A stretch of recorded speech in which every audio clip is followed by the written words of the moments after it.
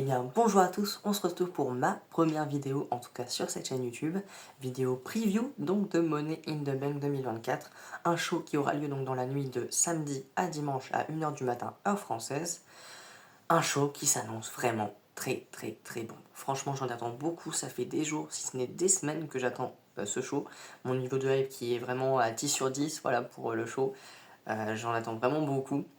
Donc voilà, 10 sur 10. Et pour les matchs, du coup, je vais du coup, pour chaque match donner du coup, mon niveau de hype sur 10, mes attentes et mon pronostic. Voilà. Et donc on commence sans plus tarder par l'opener. Alors l'opener qui pour moi va être le Money in the Bank Ladder Match masculin. Pourquoi? Tout simplement parce qu'avec ce que Drew McIntyre a dit lors du dernier Raw, voilà, qu'il allait repartir du coup de Toronto avec le titre World Heavyweight, et bien c'est clairement un sous-entendu que le match du coup World Heavyweight serait le main event, ce qui n'est pas déplaisant du coup vu l'enjeu qu'il y a dans ce main event. Donc dans ce match, on retrouve Drew McIntyre, LA Knight, Andrade, Jey Uso, Chad Gable et Carmelo Hayes. Bref, on a du très lourd. Voilà, mon niveau de hype pour ce match est de 10 sur 10, voilà, sans hésitation. Ce match vraiment peut être le match de la soirée, clairement. Franchement, peut-être même l'un des meilleurs Money in the Bank Ladder match masculin de l'histoire. Je m'emballe peut-être un peu trop. Mais franchement, non, on a que des excellents catcheurs. Voilà, les 6 catcheurs sont très bons dans le ring. Donc voilà, j'en attends beaucoup. Et puis, il y a quand même pas mal de suspense. Voilà, enfin, pour moi, il y en a beaucoup en tout cas. Je sais pas pour vous, dites-moi dans les commentaires. Mais pour moi, il y en a beaucoup. On va faire par élimination. Voilà, donc déjà, on va éliminer Drew McIntyre. Voilà, qui pourtant est le favori sur les sites de Paris, j'ai vu. Sur les sites de Paris Sportif, c'est le favori. Pour moi, non, pas du tout. Il y a un homme de Chicago qui va pas être vraiment d'accord avec cette décision. Avec, voilà, Drew McIntyre qui prend la manette. Il va pas être d'accord. Bon, la personne de CM Punk, hein, je pense que vous l'aurez compris.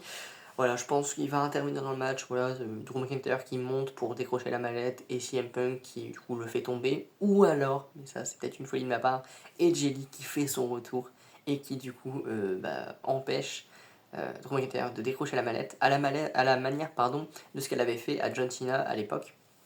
Donc voilà, ce serait génial, mais je pense pas que ça va arriver. Déjà, un CM Punk qui vient lui coûter le match, c'est déjà bien.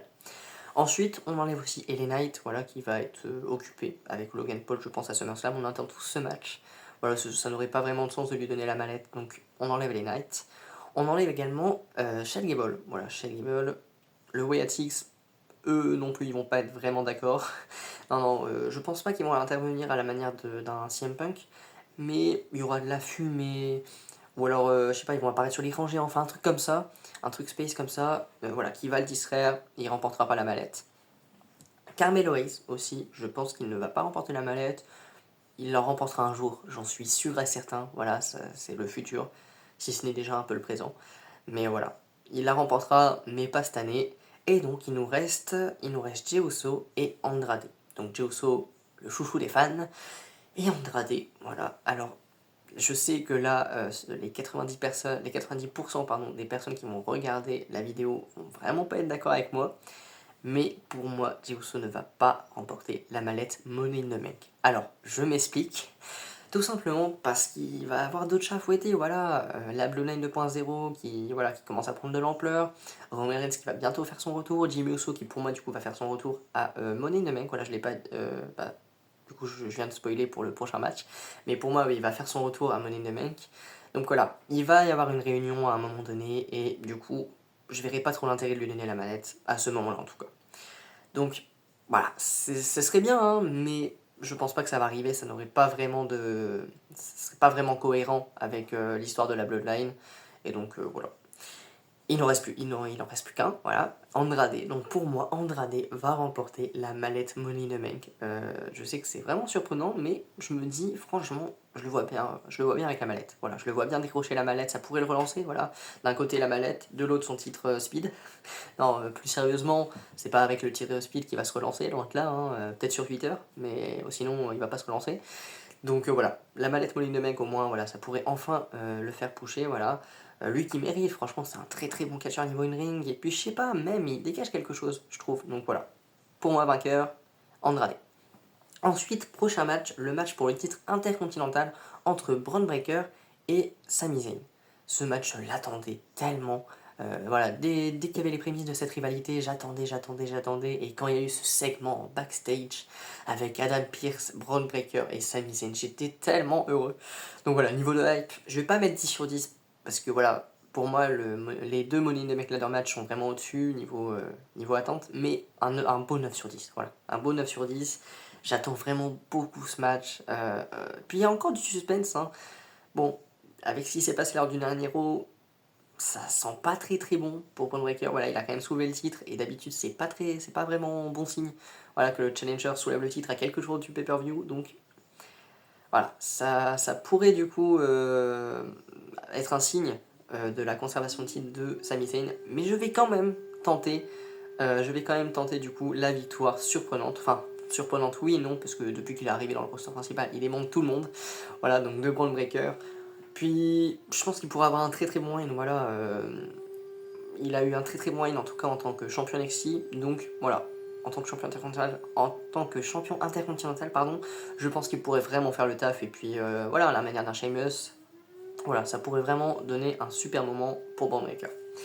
Ensuite, du coup, troisième match, voilà, donc je le rappelle, je sais pas si je l'ai dit, il y en a 5, donc voilà, on est déjà au troisième match.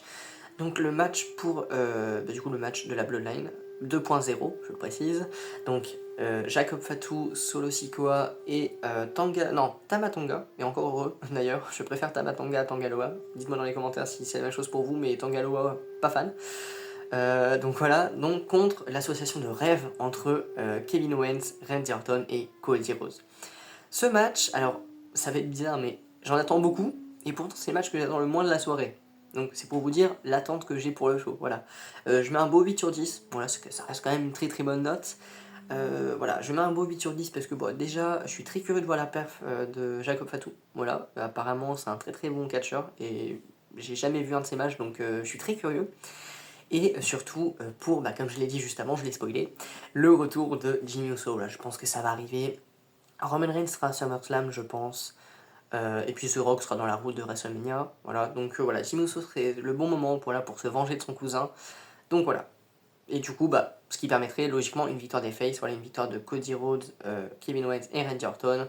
Pour la construction de la nouvelle Bloodline, c'est pas ouf, mais voilà, ça pourrait être justifié avec le retour de Jimmy Uso, et tant que c'est Tama Tonga qui se prend le tombé, c'est pas très grave. Voilà, donc déjà, avant-dernier match, le Money in the Bank Ladder match féminin. Niveau de hype, 10 sur 10, pareil, il n'y a pas de négociation. Ce match va être une dinguerie. Peut-être là, voilà, encore une fois, l'un des meilleurs Money in the Bank Ladder match féminin. Voilà, en tout cas, je l'espère. On a, du coup, dans ce match, on a Naomi, Chelsea Green, on a Lyra Valkyria, Io Sky, Zoe Stark et qui est... Mince, je l'ai noté en plus, Tiffany Stratton. Tiffy Time. Voilà, j'ai oublié Tiffany Stratton. On peut m'en vouloir. Donc voilà, donc 6 catcheuses vraiment de qualité. Vraiment, il n'y a pas de doute là-dessus, ça va être un très très bon match. En plus, on a une ancienne Miss Money in the Bank en la personne de Io Sky. Et donc déjà, bon, on va l'éliminer, hein, voilà, vu qu'on fait encore par élimination, on va l'éliminer, voilà, Io Sky qui l'a remporté l'année dernière. Alors certes, ce serait historique, mais pour moi, ça va pas être le cas. Voilà, Lyra Valkyria, pareil, voilà, elle va pas remporter la mallette parce qu'elles sont quand même en rivalité depuis quelques semaines, même si ça fait, allez, 1 ou 2 semaines que, voilà, on voit plus trop de rivalité entre les deux, mais voilà. À mon avis, elles vont s'empêcher mutuellement de remporter la mallette, donc voilà, les deux éliminés. Ensuite, on élimine Lyra Valkyria. Voilà, je pense pas qu'elle va remporter le titre, ce serait vraiment cool, mais pas maintenant. Voilà, voilà, je la vois bien, peut-être plus tard dans l'année être championne, mais pas avec la mallette en tout cas. Et là, pour moi, on arrive déjà à 3 favorites. Voilà, pour moi, les trois prochaines catcheuses sont totalement favorites. Ça m'étonnerait pas qu'elles décrochent la mallette. Voilà. Mais il faut quand même faire des choix, et je vais éliminer Naomi. Voilà, si je devais faire un choix, je pense pas que Naomi serait la bonne personne pour décrocher la mallette. Donc Naomi éliminée, même si ce serait vraiment cool. Voilà, pourquoi pas avec un design lumineux, enfin fluorescent, enfin voilà, je vois bien un truc comme ça. Si elle l'a décroché, bien évidemment, mais voilà, ça m'étonnerait en tout cas. Voilà, vu qu'il y a Chelsea Green et Tiffany Stratton derrière, voilà, je pense pas qu'elle va remporter la mallette. Et donc, ensuite, on a donc Chelsea Green, la favorite de Toronto, puisque c'est chez elle, et Tiffany Stratton. Alors, est-ce que c'est Tiffy Time ou pas? Je pense que oui, parce que je me suis fait un scénario qui est que Nia Jax remporte le titre du coup de SummerSlam, parce qu'il faut pas oublier que Nia Jax a déjà son match de SummerSlam face à Bayley, voilà, vu qu'elle a remporté le Queen of the Ring. Donc voilà, je vois bien du coup Nia Jax, pourquoi pas gagner face à Bayley, et là d'un coup Tiffany Stratton qui arrive avec la mallette, qui s'en fout de son amitié avec voilà, de sa courte amitié avec Nia Jax, et qui cache sur elle et qui devient la championne, la WWE Women's Champion. Ce serait génialissime. Franchement, j'adorerais voir ça. Voilà, donc pour ce scénario, je vais choisir Tiffany Stratton. Après, franchement, ce serait vraiment cool que Chelsea Green gagne. Voilà, c'est chez elle. Elle obtiendrait vraiment la meilleure réaction possible, je pense. Donc, ce serait cool, mais voilà. Je préférerais en tout cas, moi, perso, Tiffany Stratton. Donc voilà, Tiffany Stratton, Miss Money in the Bank. Et donc, le main event, Jey Uso, non, Damian Priest face à Seth freaking Rollins pour le titre World Heavyweight avec, attention, un enjeu en plus. Donc, alors, je le rappelle, si vous ne l'avez pas entendu, Damian Priest, alors si Damian Priest gagne, Seth Rollins ne pourra plus jamais le challenger tant que ce soit Damian Priest le champion. Et l'enjeu le plus important, si Seth Rollins gagne, Damian Priest quitte le Judgment Day. Eh bah, ce serait génial. Non, mais avec en plus ce qui se passe depuis les voilà, quelques semaines, on utilise voilà, justement ce possible départ de Damian Priest du Judgment Day. Donc, pourquoi pas, franchement, c'est pour moi le match le plus imprévisible avec le Money in the Bank Ladder match féminin, pardon. C'est vraiment les deux matchs où, waouh, tout peut se passer.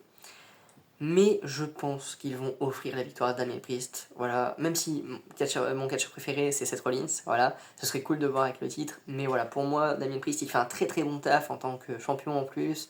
Voilà, ses défenses de titre face à Jey Uso à Backlash, bah, c'était génial, voilà, l'ambiance a aidé. Et puis bah, sur la défense de titre face à du coup Drew McIntyre à Clash at the Castle, c'était un banger. Donc voilà. J'ai encore envie de voir pourquoi pas une petite défense de titre face à Gunther, ce serait cool, voilà, SummerSlam, vu que Gunther a aussi son match, vu qu'il a gagné le King of the Ring. Et puis ce match me hype entre Gunther et Damian Priest. Après, un Gunther Seth Rollins, j'avoue que ça donne aussi envie. Mais voilà, je pense que Damian Priest va conserver et que du coup, Seth Rollins ne pourra plus jamais le challenger. Et du coup, bah voilà, ça y est, on a fini du coup les pronostics de Money in the Bank. Dites-moi ce que vous en pensez dans les commentaires, je suis curieux de voir vos pronostics. Sur ce, on se retrouve pour une prochaine vidéo. Ciao ciao!